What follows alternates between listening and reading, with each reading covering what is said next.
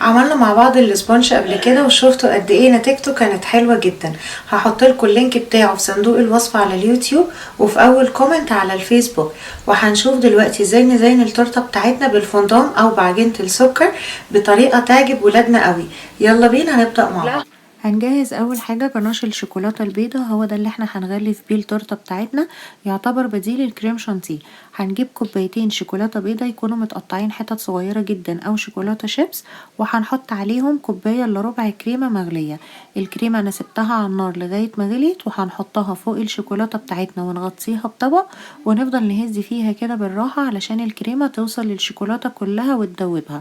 وهنسيبها 5 دقايق، وبعد ال5 دقايق نشيل الغطا بتاعنا ونبدأ نقلبها كده بالراحة مع الكريمة لغاية ما تدوب خالص. لو احنا قعدنا نقلب فيها ولقيناها برضو فيها كتل كده بالشكل ده لسه ما دابتش، هنرفعها على حمام مية سخنة. هنحط حلة على النار فيها مية مغلية ونحط عليها البولة بتاعتنا ونفضل نقلب فيها لغاية ما تدوب خالص وتوصل بالقوام ده، تبقى ملمسها كده ناعم مفيهاش اي كتل شوكولاتة لسه ما دابتش خالص. هندخلها بقى دلوقتي التلاجة حوالي نص ساعة، وبعد النص ساعة نطلعها من التلاجة ونبدأ نضربها بالمضرب بتاعنا كويس قوي على سرعة متوسطة. هنفضل ان احنا نضرب فيها كده لغاية ما نلاقي ان القوام بتاعها بيبدأ يتخن كده ويبقى زي الكريم شانتيه، وبتبقى كمان اتخن من الكريم شانتيه ومتماسكة اكتر. علشان كده بقولكوا دي بتبقى مناسبة جدا للتورته اللي هنزينها بالفondant، علشان بتبقى متماسكة قوي كده وتخلي الفondant يمسك كويس قوي على التورته بتاعتنا. بعد كده هنبدأ نجهز بقى التورته. هنجيب بوردة عندنا وممكن نحط عليها مفرش، بس نلزقهم الأول بقطعة من الكريمة كده علشان يلزقوا مع بعض حلو. وبرده فوق المفرش لازم نحط حتة من الكريمة، وهنحط عليها اول ديسك من الاسبونج اللي احنا كنا عاملينه في فيديو مع بعض قبل كده، وزي ما قلتلكوا هحطلكوا اللينك بتاعه. مهم بقى برضو ان احنا نلزق كده اول ديسك معانا بالمفرش علشان برضو تبقى متماسكة واحنا بنزينها بعد كده. وهنحط برضو تحتها ورق زبدة متقطع، ممكن ورق كراسة، ورق جرايد، اي ورق موجود عندنا، مش شرط يكون ورق زبدة، ده بس بيحمي المفرش بتاعنا او البورد بتاعتنا ان هي ما تتوسخش من اي كريمة تقع عليها. ونسقي اول ديسك معانا، ممكن نسقيه باي عصير موجود عندنا، او ممكن ان احنا نحط معلقتين كبار عسل نحل متدوبين في شوية مية، او مياه غازية سبرايت، اي حاجة من كده نسقي بيها الكريمة التورته بتاعتنا، علشان ده هيساعد ان التورته تبقى طرية وبرده ليها طعم حلو. ونبدأ ان احنا نحط اول طبقة برضو من الجناش بتاعنا، ويفضل ان احنا نستعمل الاسباتيولا دي واحنا بنعمل التورته، او لو مش موجودة هنستبدلها بظهر المعلقة، بس دي بتساعد جامد قوي ان احنا نفرد الجناش على التورته بتاعتنا بشكل كويس قوي، بتسهل علينا يعني. لو مش موجودة ظهر معلقة برضو هيمشي الدنيا كويس. نتأكد بس كده ان احنا غلفنا اول ديسك بالكريمة كويس قوي، ونحط على الحروف كده كويس. وممكن برضو ان احنا نحط في الحشوة شوية فاكهة بيدوا للتورته طعم حلو جدا. انا النهاردة حاطة موز ومانجا، ممكن برضو ان احنا نحط موز وفراولة، بيبقى الموز عامة في التورته طعمه حلو قوي، حتى كل اللي بيدوق التورته بتاعتي لازم بيعلق على ان الموز طعمه حلو جدا فيها. وهنغطي برضو الفاكهة بشوية من الكريمة بتاعتنا علشان برضو تخلي الفاكهة تبقى متماسكة كده في التورته، ما تبقاش بتتزحلق بعد كده واحنا بنغلفها من بره. نحط طبقة خفيفة كده من الكريمة، ونحط فوقيها تاني ديسك معانا من الاسبونج، وبرضو نحاول نضغط كده على الاسبونج بتاعنا بالراحة ونسوي الجناب بتاعته علشان نتأكد ان كلها سوا واحد، ما تبقاش حتة طالعة لبره كده وحتة طالعة لجوه. نحاول ان احنا نظبطها كويس قوي.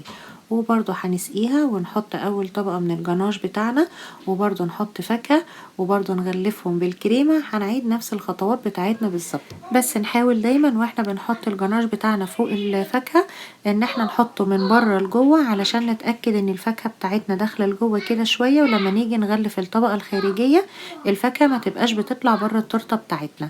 ونحط بقى اخر ديسك معانا، ونتأكد ان احنا مسويين التورته بتاعتنا كويس جدا. لازم كده نضغط بايدينا بالراحة ونتأكد ان الحروف كلها متساوية.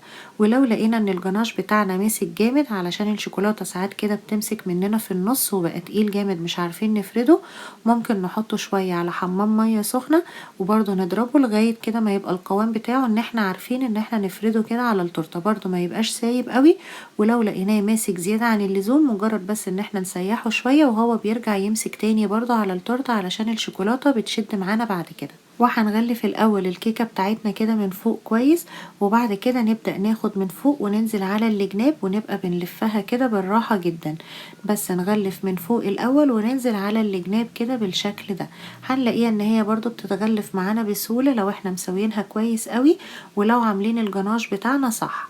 نشيل بقى دلوقتي اي زيادة موجودة على الوش، ولو لقيناها برضو ان هي مش مظبوطة معانا قوي ممكن ان احنا ندخلها التلاجة نص ساعة لغاية برضو ما تتماسك كويس الكريمة، ونبدأ نعملها مرة كمان، يعني نديها وشين كده زي ما بيقولوا. ولو هنغلفها بعجينة السكر يفضل نسيبها في التلاجة ليلة كاملة، او على الاقل خالص 4 ساعات.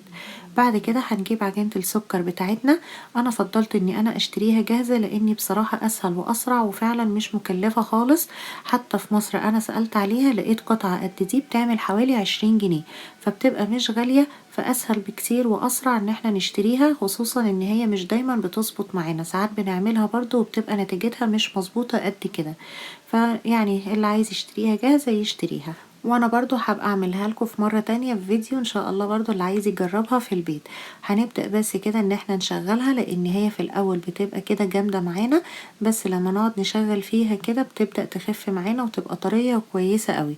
علشان بقى نفردها لازم نرش الاول سكر بودرة او شوية نشا صغيرين، بس انا بفضل السكر البودرة علشان ما يغيرش طعمها، ونبدأ نفردها لان هي بتلزق جامد جدا على اللي احنا هنشتغل عليه كاونتر او اي حاجة يعني الترابيزة، فلازم نرش تحتها كويس جدا ونبدأ نفردها كده بالراحة.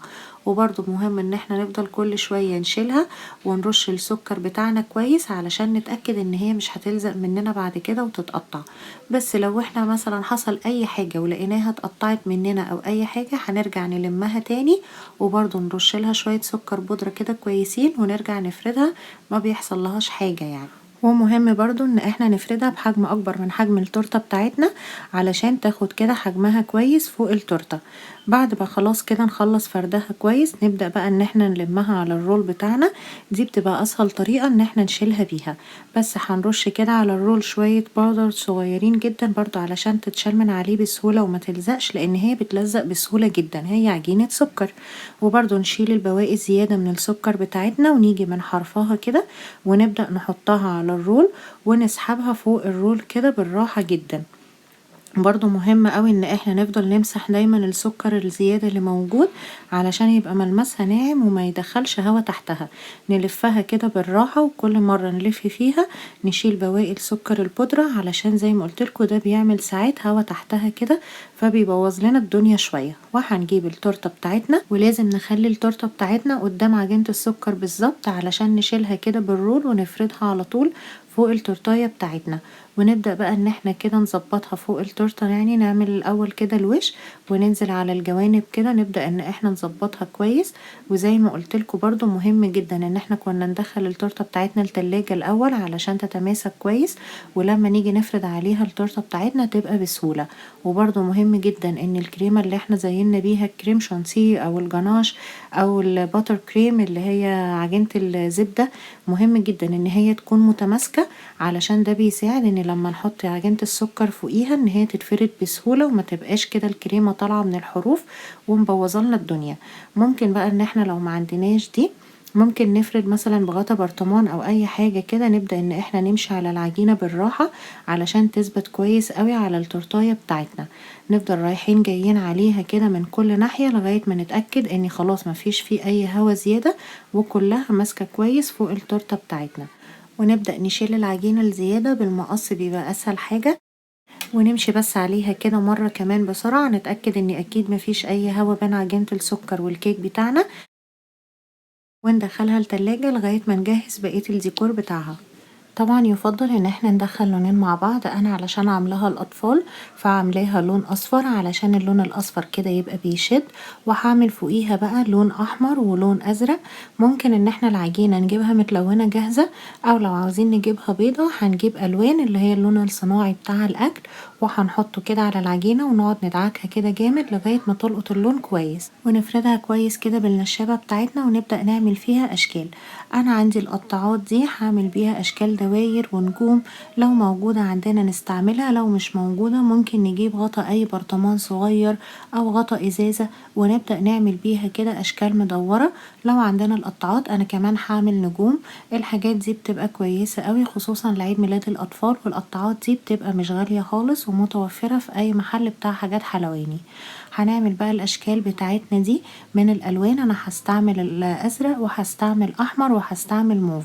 وبرضه عاوزين ناخد قطعة طويلة كده علشان نعمل حز التورتة بتاعتنا من تحت، برضه بيبقى شكلها حلو جدا. هنقفلها بس كده على بعض علشان نرفعها شوية ونبدأ نلفها كده على شكل حلزوني ونسيبها على جنب.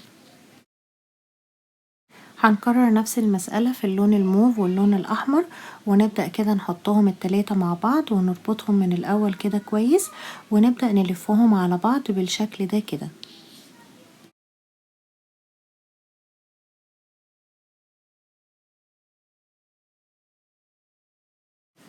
وبرضو هنيجي من الاخر برضو نقفلهم كده الاتنين مع بعض كويس ونقص الحتة الزيادة. وطبعا يفضل ان احنا نبقى عاملينها كبيرة علشان تكفي التورتاية بتاعتنا كلها. ولو برضو احنا واحنا بنعملها اتقطعت مننا في النص او حاجة، برضو بنلزقها كده بشوية مية صغيرين جدا ونرجع نكملها عادي جدا. بعد كده هنبدأ ان احنا نحط شوية مية كده في التورتة بتاعتنا من تحت علشان المية هي اللي هتخليها تلزق عليها، ونبدأ كده نحط عليها الحز اللي كنا عاملينه. ده برضو بينور كده اللون الاصفر بتاعنا، بيخلي فيها الوان كتيرة كده وبتبقى جميلة جدا.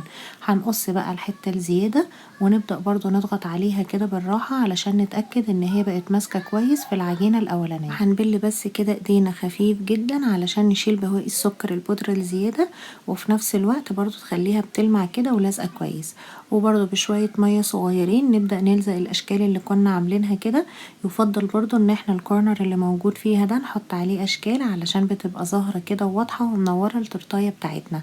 ممكن طبعا ان احنا نعمل اي اشكال احنا عاوزينها في مرة تانية، برضو هوريكم ازاي نرسم رسمة للاطفال بتبقى برضو حلوة قوي. ممكن بقى دلوقتي نكتب اسم صاحب العيد ميلاد برضو على شكل مكعبات كده. هنجيب برضو العجينة، انا عايزة مثلا مادام استعملت اصفر هحط المكعبات تبقى لونها احمر علشان الاتنين دول بينوروا بعض. هنجيب كده قطعة العجينة بتاعتنا وممكن نقطع حتة كده ونبدأ نشكلها على ايدينا على شكل المكعبة بالشكل ده. نظبطها بس كده تاخد كده شكل مكعب علشان تبقى لذيذة كده للأطفال. بعد ما نشكلها نجيب سكينة صغيرة ونبدأ نحفر عليها الاسم اللي عاوزين نحطه على التورتاية بتاعتنا. مثلا حرف الايه هنبدأ نحدده كده بالسكينة، نحفر على العجينة بالراحة ونظبطها كده كويس لغاية ما نعمل الحرف بتاعنا. ممكن نسيبه على كده على طول، وممكن نجيب عجينة سكر بيضة ونعملها كده رول رفيع بالشكل ده ونبدأ نحطها فوق الحرف كده بالطريقة دي. بتبقى سهلة جدا، بس الأطفال بيموتوا في الحاجات دي ان احنا نبقى عاملين لهم حاجات بإيدينا كده، بتبقى بالنسبة لهم متعة حلوة قوي. نظبط برضو كده العجينة على الحرف كويس، اي زيادة نبدأ نشيلها كده بالراحة ونظبط كده الحرف بتاعنا. وممكن برضو ان احنا نبقى بنبل ايدينا دايما بشوية مية صغيرين جدا علشان العجينة تلزق معانا بسهولة. طبعا ممكن ان احنا نعمل على اشكال حروف، بس الطريقة دي يعني بتبقى اسهل واسرع. نظبط عجينة السكر كده فوقيها، وزي ما قلتلكم مش لازم خالص ان احنا نستعمل عجينة فوق الحرف، وممكن ان احنا نحفره كده، ده كفاية برضو مفيش مشكلة. المهم بس ان احنا نظبط شكله كده، وان احنا برضو بعد ما نحط العجينة فوقيها نبدأ برضو بالسكينة كده نظبطها كده، ندخل كله جوه كويس علشان يبقى محفور كده ونازل لتحت فيها ويبقى كده كأنه داخل لجوه. وممكن برضو ان احنا نمسح بصباعنا كده بشوية مية صغيرين جدا ونبدأ نلزق الحروف بتاعتنا. واي بقى بواقي سكر بودرة ممكن برضو ان احنا نمسحها بشوية مية صغيرين جدا كده بايدينا ونبدأ ان احنا نظبطها. ممكن برضو نحط شوية شمع كده حواليه علشان برضو ننور التورتة بتاعتنا اكتر واكتر. وصدقوني هي حتى لو بتبقى متعبة بس الاطفال بيحبوا الحاجات دي جدا. انا ابني كان فرحان قوي ان انا اللي عاملاها له بايديا، فان شاء الله كده تجربوها وتعجبكم. لو عجبكم الفيديو بليز اعملوا له لايك وشير وكومنت، وهستنى رأيكم.